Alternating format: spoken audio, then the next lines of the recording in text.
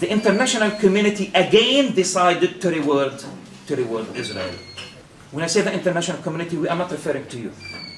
We are referring to official bodies. We are referring to the Quartet. We are referring to the European Union. We are referring to the United Nations.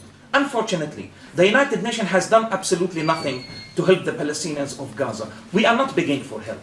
We are not begging for help. You are coming here in support of the Palestinians of Gaza because we are brothers in arms. It is your responsibility. Because it was also your responsibility to put an end to the apartheid system, to the ugly apartheid system. And this is what we are expecting here in Gaza. We are expecting the international community, grassroots organizations, civil society organizations actually to heed our call, BDS call. We want the international community to boycott Israel because there is a huge power imbalance between the Palestinians and Israel. Israel has the fourth strongest army in the world, equipped with Merkava tanks, F-15s and F-16s. Israel has phosphorus bombs, and we know very well. We live, myself and Dr. Asad, who's also a member of the One Democratic State group, we live in Tell el-Hawa. We saw the phosphorus bombs. We saw how they deliberately targeted children in broad daylight. On the last day, the 22nd actually day of the war, of the massacre rather, they killed more than 25 people, residents of the Tell el-Hawa area where we live. And what was the reaction of the international community, the civilized international community? Absolutely nothing. We were blamed. We were blamed for our mere existence in Gaza. By the end of the massacre, more than 1,443 people were killed, 90% of whom were civilians. And this is according, by the way, to Human Rights Watch, to B'Tselem, Israeli mainstream human rights organizations. And according to Richard Goldstone's report, more than 434 children were also targeted by the Israeli occupation forces. So now our question here in Gaza is, what is the responsibility of the international community? The Islamic world did absolutely nothing. The Arab world, and of course again I am referring here to governments, I'm referring to official bodies. I remember I think it was on the 21st day of the war, about 5 or 6 Western leaders visited Tel Aviv, and they had a press conference with Ehud Olmert, a war criminal by all standards, and he said, and I'm trying to rephrase what he said, I can't exactly remember, but I can rephrase what he said. He said, "Will we thank you for your support of Israel and for your understanding of our right to defend ourselves against terrorism, and for your support for the security of the state of Israel." Exactly, these were the words that he used, the security of the state of Israel. So now, I remember very well, I was on TV, I was on radio, I wrote articles, Dr. Asad did the same thing, and we said that Gaza 2009 is the Sharpeville of the Middle East.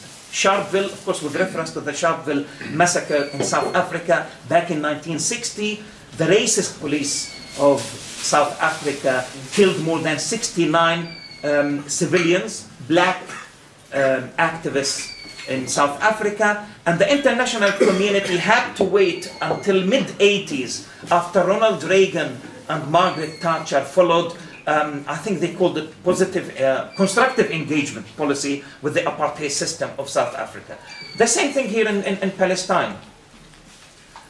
The Italian flag is flying in the skies of Tel Aviv, and as did other flags in the skies of Pretoria.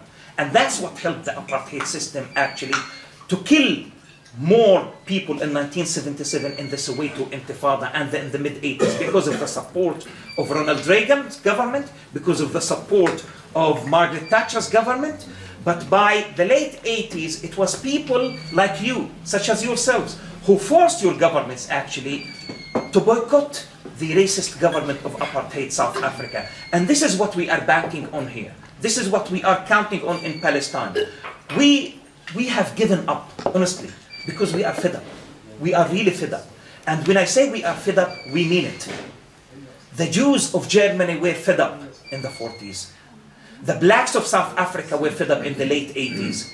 And then the international grassroots organizations, civil society organizations, decided to intervene. Hence the formation of the Black Caucus in the United States of America. The same thing with Ireland. I mean, without lobbying, without boycotting, without lobbying against war crimes and war criminals, without actually boycotting apartheid Israel, Israel will never learn the lesson.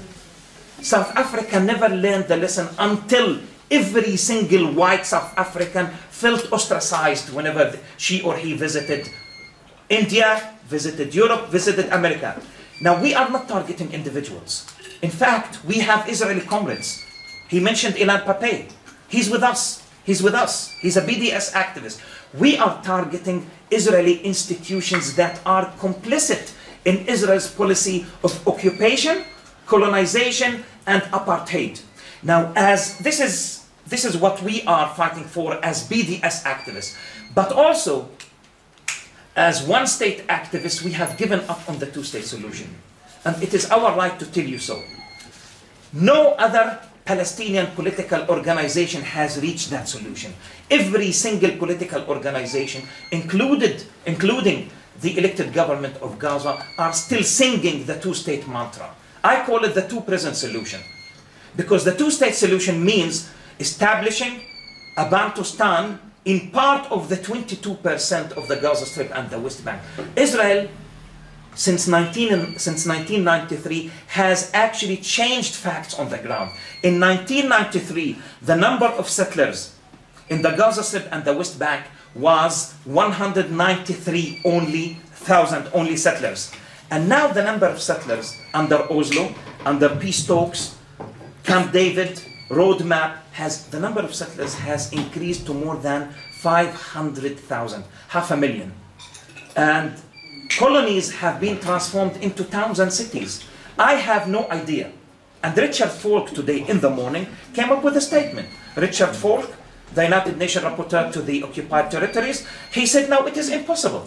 It is impossible to have an independent Palestinian state on 22% of the historic land of Palestine, the Gaza Strip and the West Bank.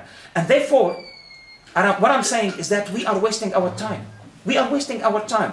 The international community never recognized the infamous four Bantustans of South Africa, Transkei and Vinda and the rest. Now, why is the international community supporting the establishment of, or establishing two prisons in Gaza and calling it an independent Palestinian state? Where is that independent Palestinian state supposed to be established?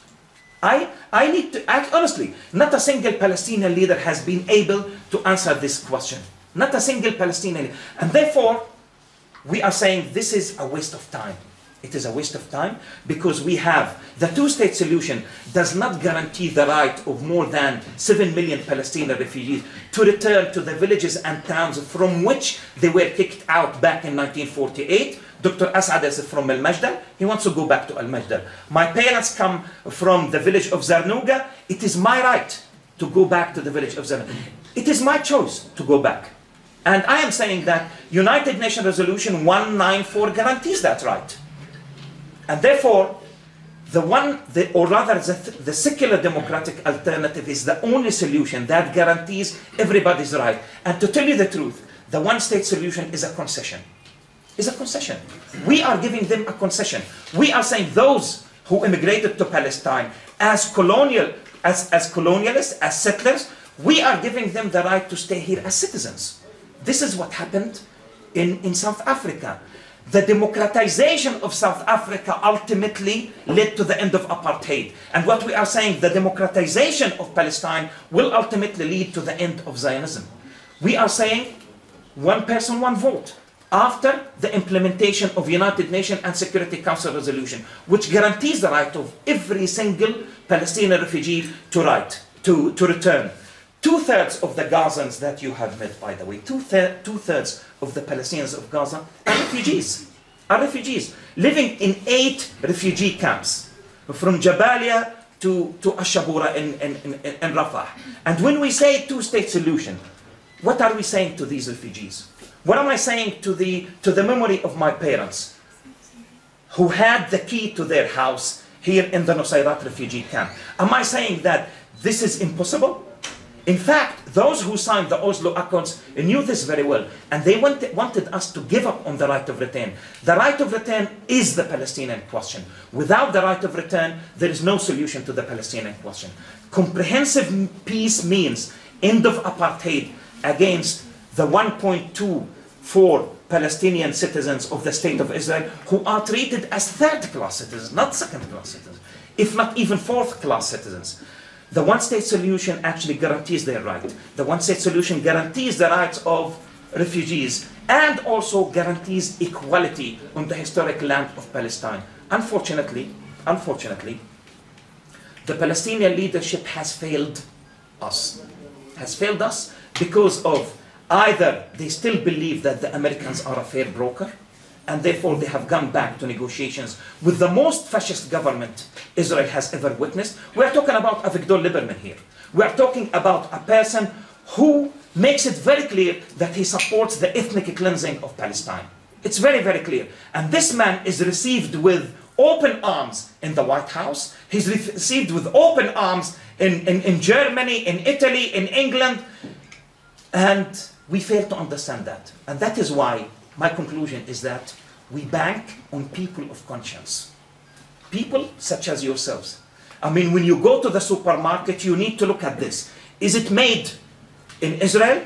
If it is made in Israel, that means that you are actually contributing to war crimes committed against the Palestinians. That means, and I'm sorry to use this metaphor, you are drinking the blood of Palestinian children. And it is time for you to make it crystal clear to anybody who represents you in the parliament that it is time to say enough is enough. Thank you so much for listening to me.